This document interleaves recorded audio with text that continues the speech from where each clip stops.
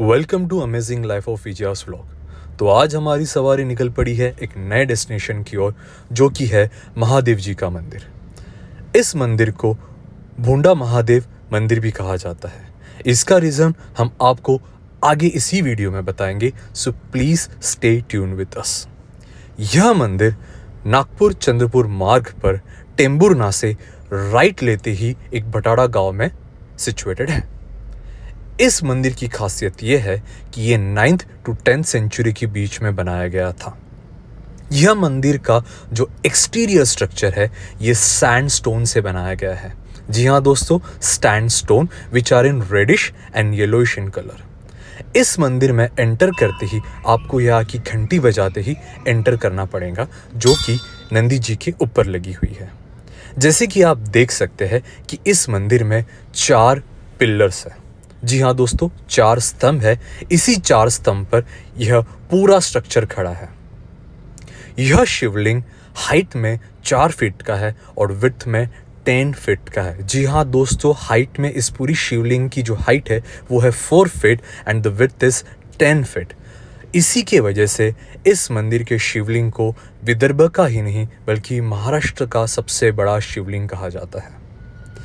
इस मंदिर की शिवलिंग की खासियत यह है कि यहाँ पे जब भी कोई भी जल या दूध अभिषेक किया जाता है, वह दूध और जल अपने आप इस शिवलिंग में एब्जॉर्ब होकर दीवारों में चला जाता है। इसी कारण इस मंदिर में आप परिक्रमा नहीं कर सकते।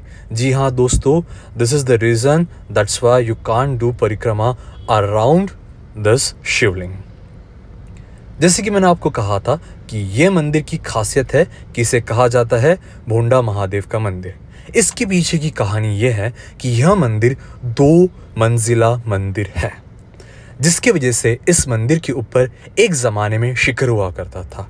बट अनफॉर्चुनेटली एक घटना की वजह से इस पर बिजली गिरी, जिसके वजह से इस मंदिर के ऊपर लगा हुआ शिखर टूट कर गिर गया।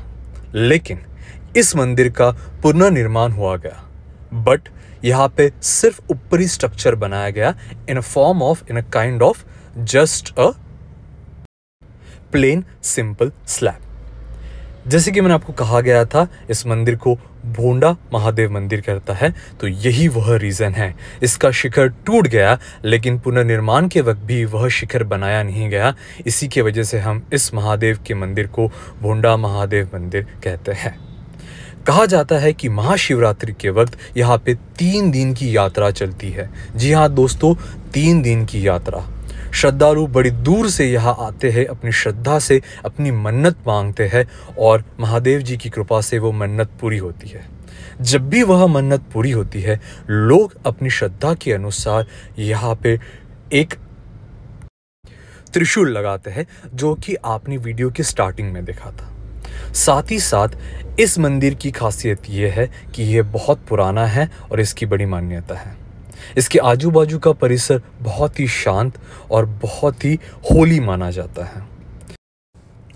भटाड़ा गांव की खासियत है कि यह पुराना गांव होने की वजह से इंडियन गवर्नमेंट ने जब भी यहाँ पे एक्सट्रैक्शन किया है, आर्कियोलॉजिकल डिपार्टमेंट को हमेशा यहाँ पे डिफरेंट टाइप के ancient sculpture, Indian historical sculpture हमेशा मिले गए हैं। और साथ ही में इसी परिसर में यहाँ के गांव के लोगों ने अलग अलग मंदिर, अलग अलग संतों की मंदिर बनाए हैं। तो जब भी आपको महाराष्ट्र में विदर्भ का सबसे बड़ा और पुराना शिवलिंग देखना हो, so please do visit Bhatada. Thank you for watching our video.